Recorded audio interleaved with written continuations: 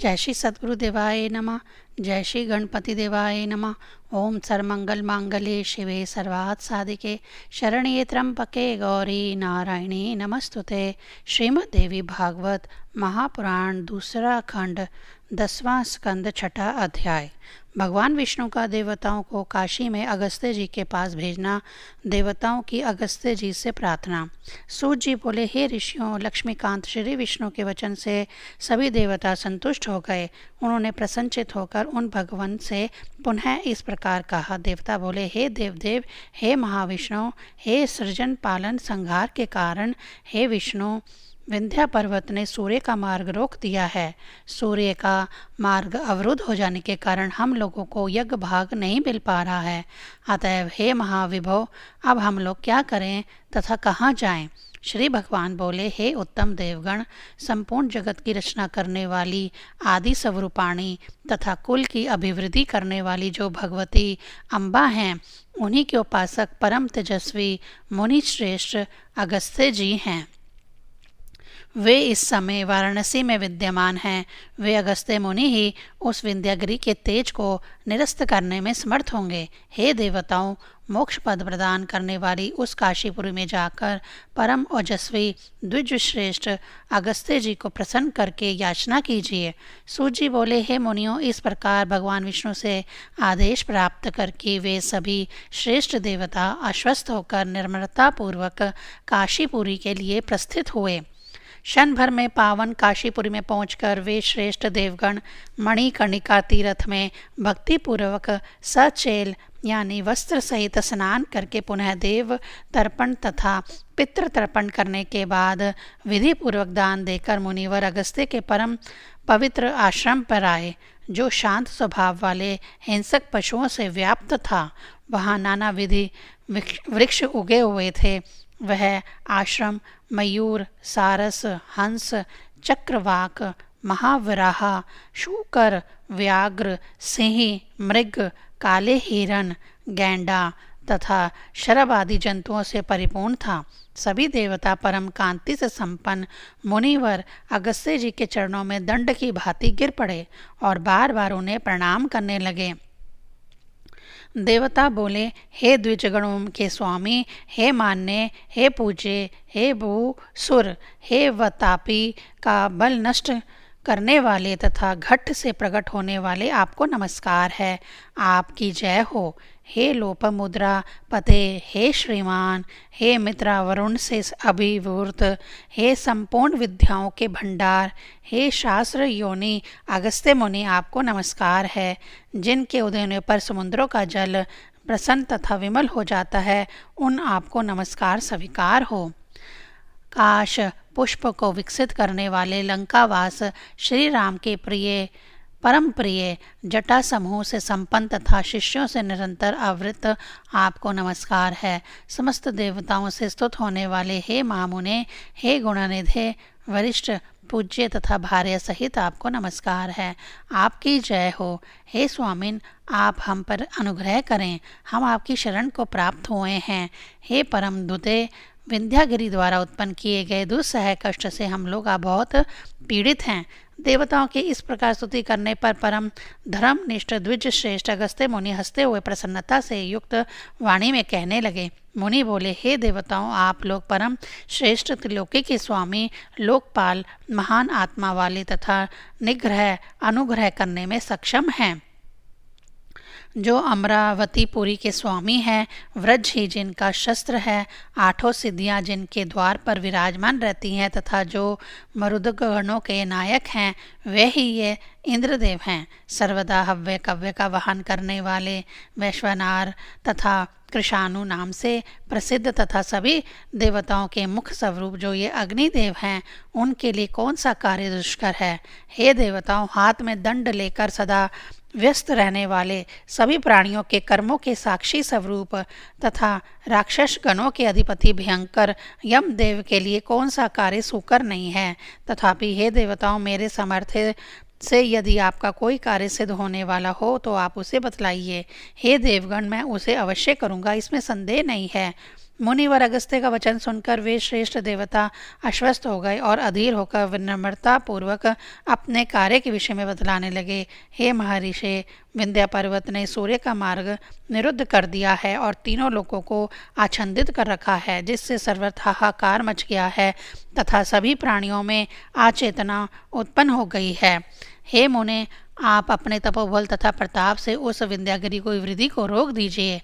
हे अगस्त्य, आपके तेज से वह अवश्य नरम हो जाएगा। इस समय आपको हमारा इतना ही कार्य संपन्न करना है। छठा अध्याय समाप्त। सातवां अध्याय। अगस्त्य जी की कृपा से सूर्य का मार्ग खुलना। सूत जी बोले, हे मुनियों, देवताओं का यह वचन सुनकर द्विज श्रेष्ठ अगस्त्य मुनि ने उनसे कहा, मैं आप लोगों का यह कार्य करूँगा। हे द्विजवरों, कुंभ से आविर्भूत अगस्त्य मुनि के द्वारा देव कार्य करना स्वीकार कर लिए जाने पर समस्त देवता अत्यंत हर्षित हो उठे। मुनि के वचन से आश्वस्त होकर जब वे देवता अपने अपने स्थानों को चले गए, तब श्रीमान मुनिवर अगस्त्य ने अपनी पत्नी राजकन्या लोपामुद्रा से कहा, हे राजपुत्री, विंध्यागिरी ने सूर्य के मार्ग का अवरोध करके महान अनर्थकारी विघ्न उपस्थित कर दिया है। मुझे इसका कारण ज्ञात हो गया। काशी को उद्देश्य करके तत्वदर्शी मुनियों ने जो कहा है, वह पुरातन वाक्य मुझे सिमरण हो आया है कि मोक्ष की अभिलाषा रखने वाले प्राणियों को अविमुक्त काशी क्षेत्र का कभी भी त्याग नहीं करना चाहिए, किंतु काशीवास करने वाले सत्पुरुषों के समक्ष भी विघ्न आते हैं। हे प्रिय, काशी में निवास कर रहे मेरे समक्ष भी वही बाधा उपस्थित हुई। अपनी उन भार्या से ऐसा कहकर परम तपस्वी मुनि अगस्त्य का मणिकर्णिका कुंड में स्नान करके तथा भगवान विश्वनाथ तथा दंडपाणि का सम्यक पूजन करके काल भैरव का दर्शन करने वहां आए। वहां पहुंचकर वे कहने लगे, हे भक्तों के भय को दूर करने वाले महाबाहो कालराज, आप काशीपुरी के अधिपति हैं। मुझे इस पुरी से दूर क्यों कर रहे हैं? आप तो काशी में निवास करने वाले प्राणियों की बाधाओं का नाश करने वाले तथा भक्तजनों के रक्षक हैं। तो फिर हे भक्तों का दुख दूर करने वाले स्वामिन, मुझे क्यों दूर कर रहे हैं? मैंने दूसरों के लिए कभी निंदित वचन नहीं कहा, चुगली नहीं की तथा मिथ्या भाषण नहीं किया। तो फिर मेरे किस कर्म के परिणाम स्वरूप आप मुझे काशी से दूर कर रहे हैं? उन काल भैरव से ऐसी प्रार्थना करके कुंभ योनि अगस्त्य मुनि समस्त विघ्नों का नाश करने वाले साक्षी विनायक के पास गए। उन साक्षी विनायक का दर्शन, पूजन तथा स्तवन करके लोपामुद्रापति श्रीमान अगस्त्य उस पुरी से दक्षिण दिशा की ओर निकल पड़े। काशी त्याग से संतप्त महान भाग्यशाली अगस्त्य मुनि प्रतिक्षण काशी का सिमरन करते हुए अपने तपोबल रूपी विमान पर चढ़कर अपनी भार्या के साथ आधे निमेष में ही वहां पहुंच गए। और मुनि ने देखा कि सामने विंध्यागिरी ने अत्यंत ऊंचे उठकर आकाश को आच्छादित कर रखा है। मुनि को समक्ष उपस्थित देखकर विंध्या पर्वत तेजी से कांपने लगा। वह पर्वत पूर्ण रूप से अभिमान रहित होकर कुछ कहने के विचार से उनके सम्मुख पृथ्वी की भांति विनयवत नत होकर भक्ति भावना से युक्त होकर दंड की भांति भूमि पर गिरकर साक्षाटांग प्रणाम करने लगा। तब उस विंध्यक नामक महागिरी को उस समय नरम शिखर वाला देखकर प्रसन्न मुख वाले अगस्त्य मुनि ने विंध्याचल से कहा, हे वत्स, जब तक मैं लौट कर आता हूँ तब तक तुम इस प्रकार स्थित रहो, क्योंकि हे पुत्र, मैं तुम्हारे उच्च शिखर पर चढ़ने में असमर्थ हूँ। इस प्रकार कहकर दक्षिण दिशा की ओर प्रस्थान करने की इच्छा वाले अगस्त्य मुनि उस विंध्या के शिखरों पर चढ़कर क्रमशः नीचे पृथ्वी पर उतर आए और वहां से दक्षिण दिशा की ओर चल पड़े। मार्ग में श्री शैल का अवलोकन करते हुए मलयाचल पर आकर आश्रम में निवास करने लगे। मनु के द्वारा पूजित वे भगवती भी वहीं विंध्यागिरी पर आ गईं। हे शौनक, वे ही देवी समस्त लोकों में विंध्यावासिनी नाम से विख्यात हो गई। सूत जी बोले, हे मुनियों, इन देवी का चरित्र परम पावन तथा शत्रुओं का नाश करने वाला है। अगस्त्य तथा विंध्यागिरी का यह उपख्यान समस्त पापों को नष्ट कर देने वाला है। यह उपख्यान राजाओं को विजय दिलाता है तथा द्विजों के ज्ञान की वृद्धि करता है। यह वैश्यों के लिए धन धान्य दायक तथा शूद्रों के लिए सुखप्रद है। इस आख्यान से के भक्तिपूर्वक एक बार श्रवण करने से धर्म चाहने वाले धर्म प्राप्त करता है, धन की अभिलाषा करने वाला धन प्राप्त कर लेता है और सकाम पुरुष अपने सभी मनोरथों को प्राप्त कर लेता है। इस प्रकार स्वयंभू मनु ने भक्तिपूर्वक देवी की आराधना करके अपने मनवंतर पर्यंत पृथ्वी का राज्य प्राप्त किया। हे सौम्य, मनवंतर से संबंध रखने वाले भगवती श्री देवी के इस आद्य चरित्र का वर्णन मैंने कर दिया। अब आगे किस प्रसंग का वर्णन आपसे करूं। 7वां अध्याय समाप्त। 8वां अध्याय स्वरोचित, उत्तम, तामस और रैवत नामक मनुओं का वर्णन। शौनक जी बोले, हे सूत जी, यह तो आपने आदि मनवंतर का उत्तम उपाख्यान कहा। अब दिव्य तेज वाले अन्य मनुओं की उत्पत्ति का वर्णन कीजिए। सूत जी बोले, इस प्रकार भगवती के तात्विक रहस्यों को पूर्ण रूपेण जानने वाले परम ज्ञानी देव ऋषि नारद जी ने भी आद स्वयंभू मनु की उत्पत्ति का प्रसंग सुनकर क्रमशः उन अन्य मनुओं के पूर्वभाव के विषय में भगवान नारायण से पूछा था। नारद जी बोले, हे सनातन, मनुओं की उत्तम उत्पत्ति के विषय में मुझे भली भांति बतलाइए। श्री नारायण बोले, हे मामुने, मैंने इन आदि स्वयंभू मनु का वर्णन कर दिया जिन्होंने देवी की उपासना से निष्कंटक राज्य प्राप्त किया। उन मनु के प्रियव्रत तथा उत्तानपाद नामक महान तेजस्वी 2 पुत्र हुए।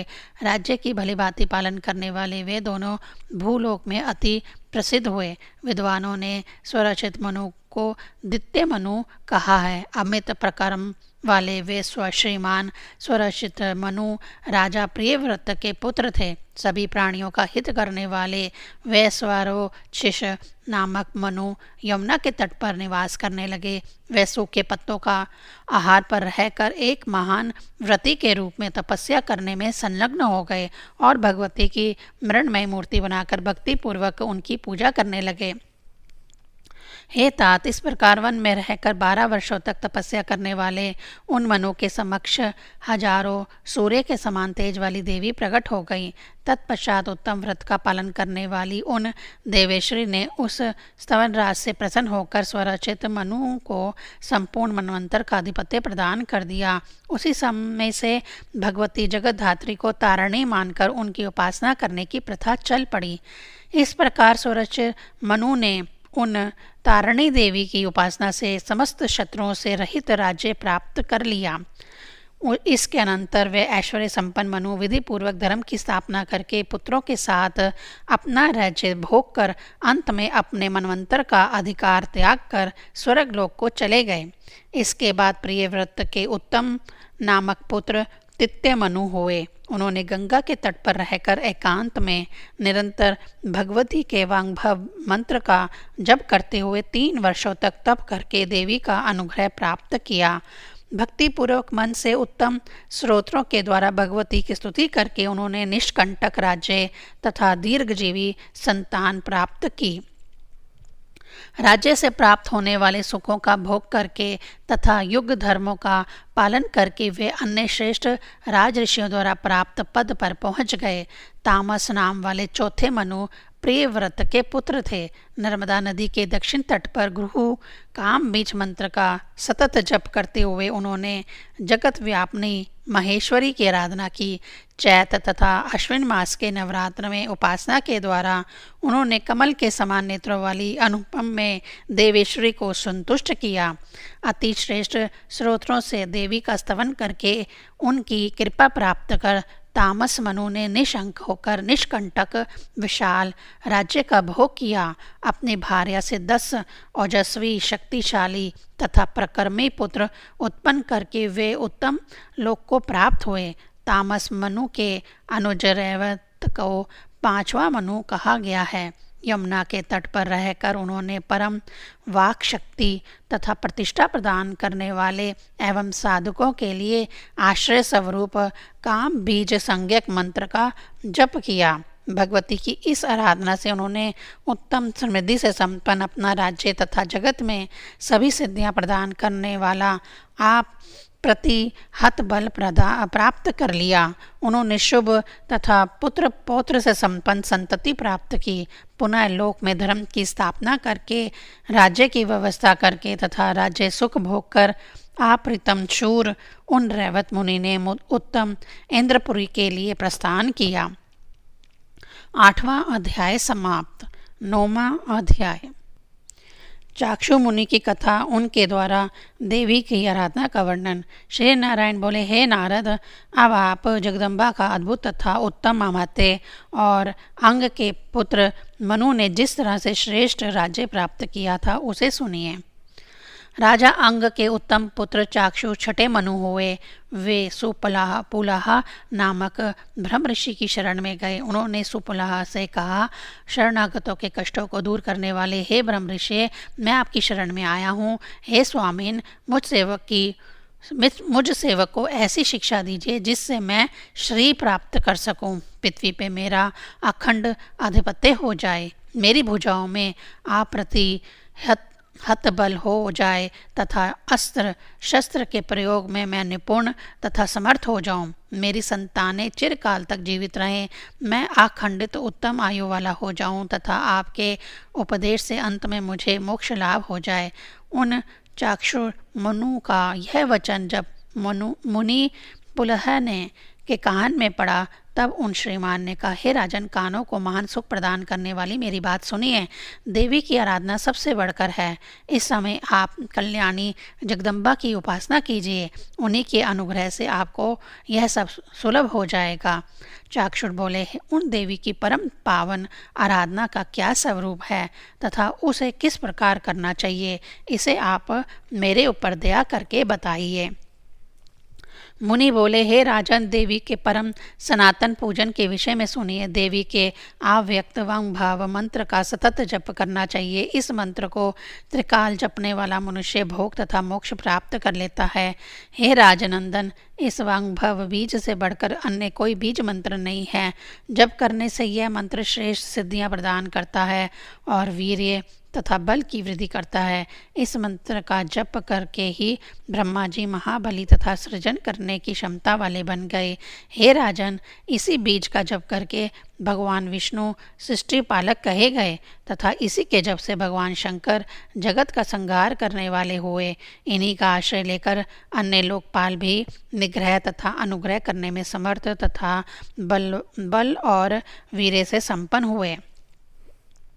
हे राजन ने इसी प्रकार आप भी महेश्वरी जगदम्बा की सम्यक आराधना करके थोड़े ही समय में महान समृद्धि प्राप्त कर लेंगे। इस प्रकार मुनि श्रेष्ठ पुलह से उपदृष्ट होकर वे अंगपुत्र चाक्षु मुनि तप करने के लिए विरजा नदी के तट पर गए। वे ऐश्वर्यशाली राजा चाक्षु जीर्ण शीर्ण पत्तों के आहार पर रहकर भगवती के वांगभव बीज के जप में निरंतर रत रहते हुए उग्र तपस्या करने लगे। वे प्रथम वर्ष में पत्तों के आहार पर, दूसरे वर्ष में जल पीकर और तीसरे वर्ष में केवल वायु का आहार करते हुए ठूंठ वृक्ष की भांति अविचल स्थित रहे।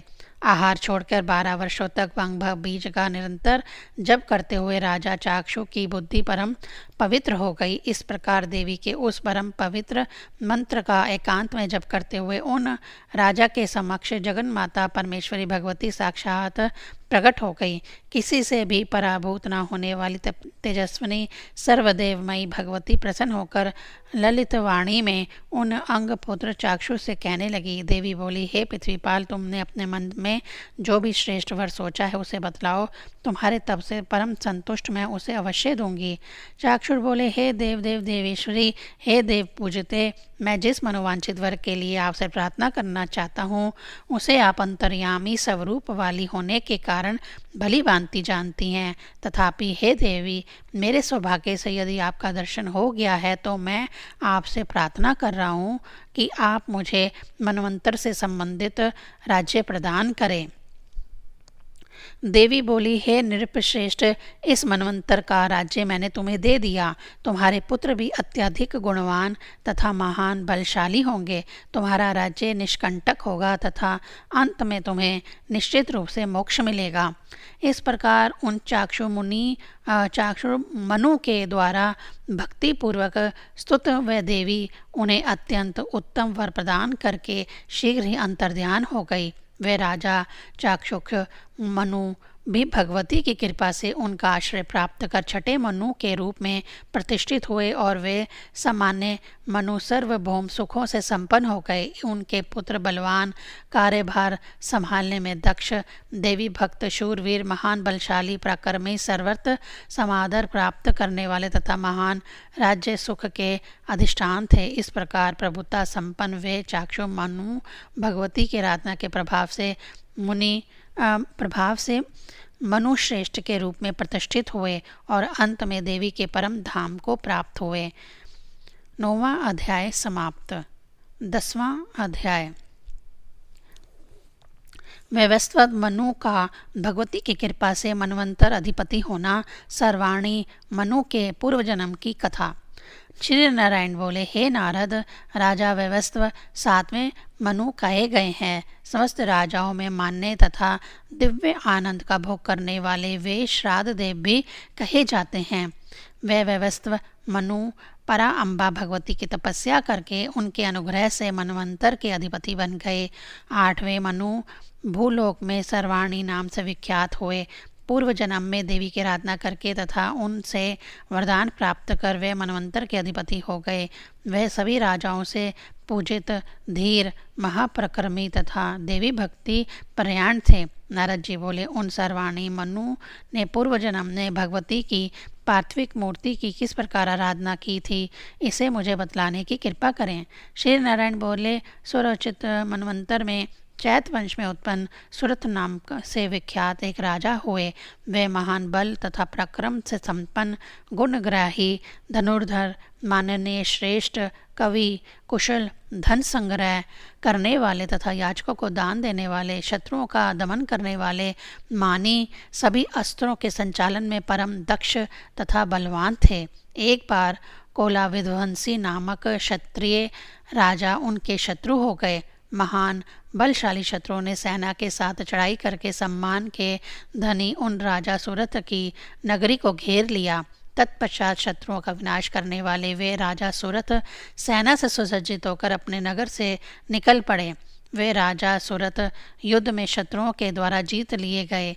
उनके अमात्यों तथा मंत्रियों ने अवसर पाकर उनके कोष में स्थित संपूर्ण धन का पूरी तरह से हरण कर लिया।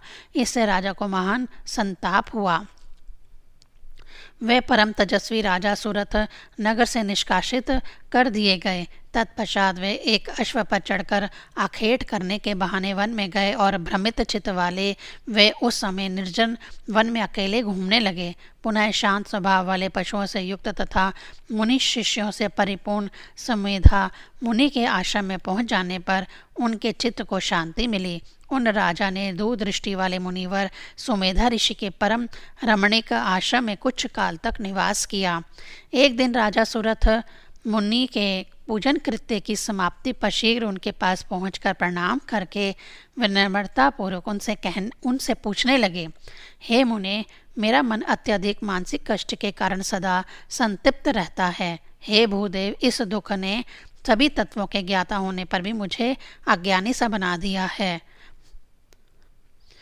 मैं शत्रुओं से पराजित कर दिया गया हूँ तथा राज्यच्युत हो गया हूँ, फिर भी मैं उनके प्रति मेरे मन में बार बार ममता उत्पन्न हो रही है। हे मुनि, मैं क्या करूँ, कहाँ जाऊँ तथा किस प्रकार शांति प्राप्त करूँ? हे वेद वक्ताओं में श्रेष्ठ, अब तो मैं एकमात्र आपसे ही अनुग्रह की आशा करता हूँ।